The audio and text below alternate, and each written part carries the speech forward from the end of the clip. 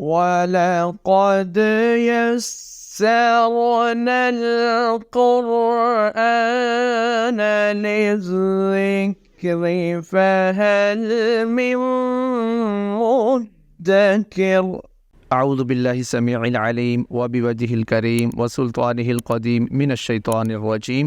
من نفخہ ونفثہ وہمزہ بسم اللہ الرحمن الرحیم۔ مصطفیٰ جان رحمت پہ لاکھوں سلام، شمع بزم ہدایت پہ لاکھوں سلام۔ ناظرین کرام، الاقبال فی القرآن کے تحت سلام رضا کے اشعار 4 اور 5 کی تشریح کے ساتھ آپ کی خدمت میں حاضر ہے۔ حضرت امام احمد رضا علیہ الرحمہ نے نبی پاک صلی اللہ تعالیٰ علیہ وسلم پر بڑے خوبصورت انداز میں جو درود و سلام کا ہدیہ پیش کیا ہے، اس گلدستے کا ایک پھول نبی پاک علیہ الصلوۃ والسلام کے شب معراج کا سفر اور اس کی خوبصورتی کو بیان کرنا ہے۔ حضرت احمد رضا علیہ الرحمہ فرماتے ہیں، شب اسرا کے دولہ پہ دائم درود، نوشائے بزم جنت پہ لاکھوں سلام۔ معراج کی شب نبی پاک صلی اللہ تعالیٰ علیہ وسلم دولہ بنے اور اس ساری کائنات کو آپ کے لیے سجایا گیا۔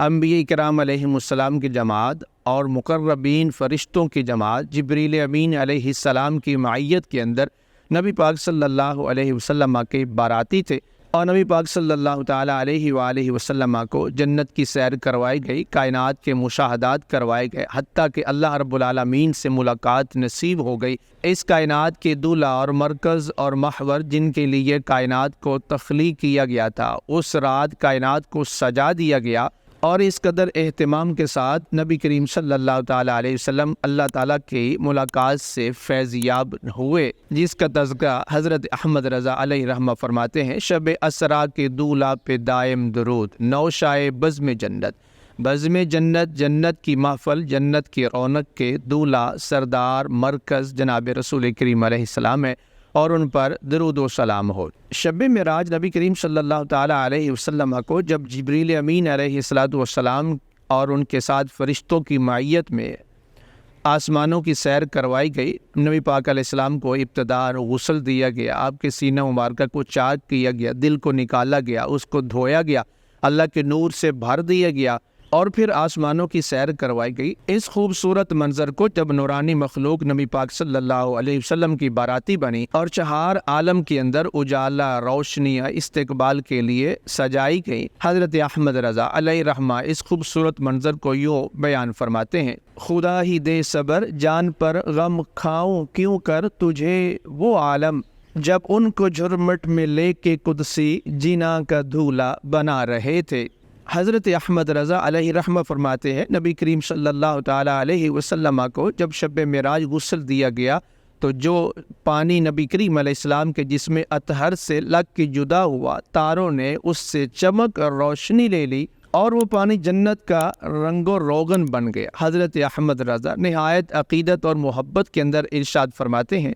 وہی تو اب تک چھلک رہا ہے، وہی تو جوبن ٹپک رہا ہے، نہانے میں جو گرا تھا پانی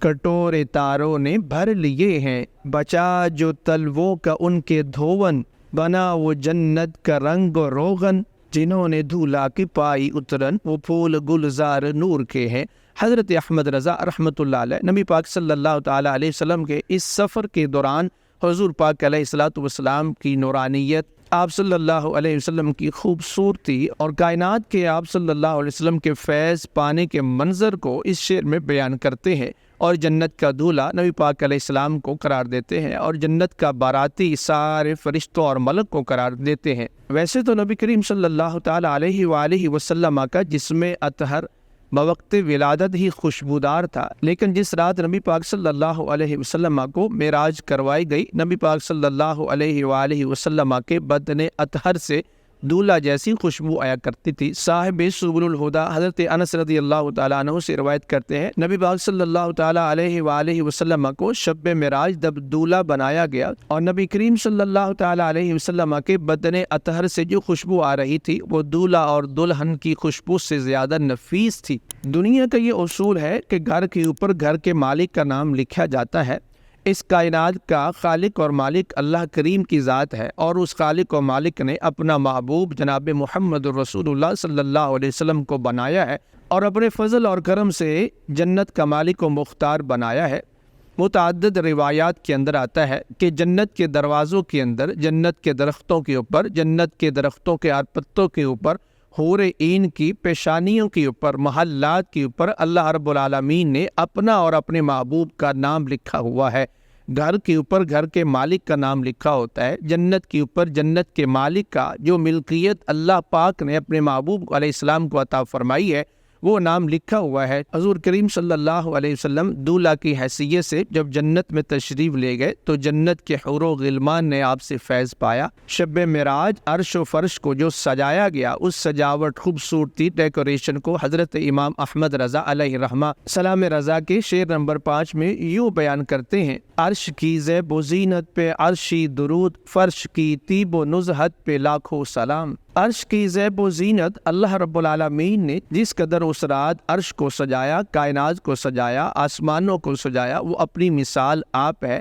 آسمان کی تمام مخلوقات کو اس رات خوشیوں سے نوازا گیا، ہر طرف روشنی کی گئی، ہر طرف خوبصورتی اور خوشبو کو بکھیرا گیا، اور اس خوبصورتی اور ڈیکوریشن کا مقصد صرف ایک ہی تھا کہ کائنات کے دولہا، جان کائنات، بہار کائنات، اصل کائنات، مقصود کائنات جو آج تشریف لا رہے ہیں، ان کو ویلکم کیا جائے، ان کا استقبال کیا جائے۔ اللہ رب العالمین نے اپنی شایان نشان اپنے محبوب علیہ الصلوۃ والسلام کے استقبال کے لیے کائنات کو سجایا۔ ایسی سجاوٹ اور ڈیکوریشن جو کسی مخلوق کے بس کی بات نہیں ہے۔ حضرت احمد رضا علیہ رحمہ اسی بات کی طرف اشارہ کرتے ہوئے فرماتے ہیں: عرش کی زیب و زینت پہ عرشی درود، کہ عرش کی جو خوبصورتی اور منظر تھا دنیا میں تو کوئی ہو نہیں سکتا، اس لیے اس خوبصورتی پر اس کی شایان شان درود ہو، اور اس درود کا اصل مقصود کائنات کے دولہا جناب رسالت مآب صلی اللہ علیہ وسلم کی تشریف آوری تھی۔ اس لیے حضور پاک علیہ السلام کے سفر معراج کی ابتدا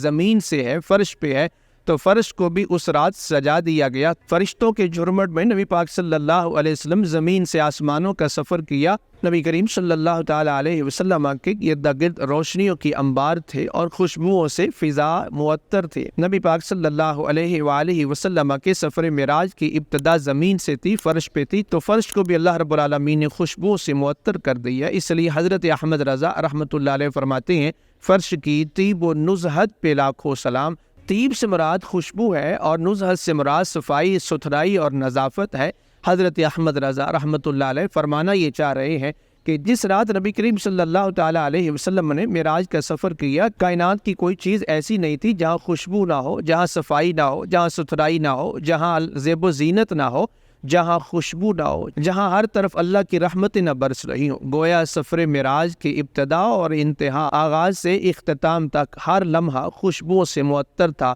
ہر طرف نورانیت تھی۔ اللہ رب العالمین نے اپنی شایان شان اپنے محبوب کا استقبال کیا، کائنات کو، جنت کو، زمین کو، فرش کو، عرش کو، ہر چیز کو سجایا اور ہر چیز کو مصطفیٰ کریم علیہ السلام سے فیض نصیب فرمایا۔ اور نبی کریم صلی اللہ تعالی علیہ وآلہ وسلم پر اللہ رب العالمین کا سب سے بڑا فضل ہوا کہ اللہ کریم نے شب معراج اپنے محبوب علیہ السلام کو اپنا جلوہ دکھایا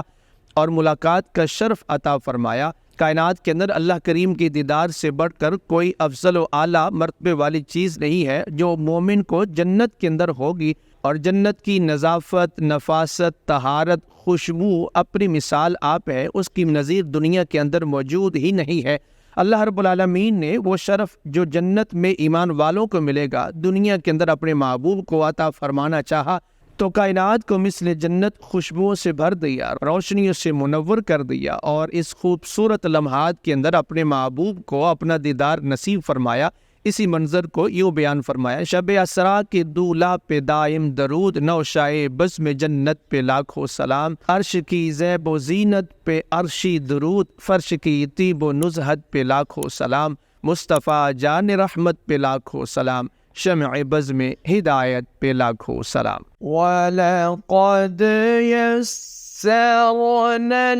الْقُرْآنَ لِلذِّكْرِ فَهَلْ مِن مُّدَّكِرٍ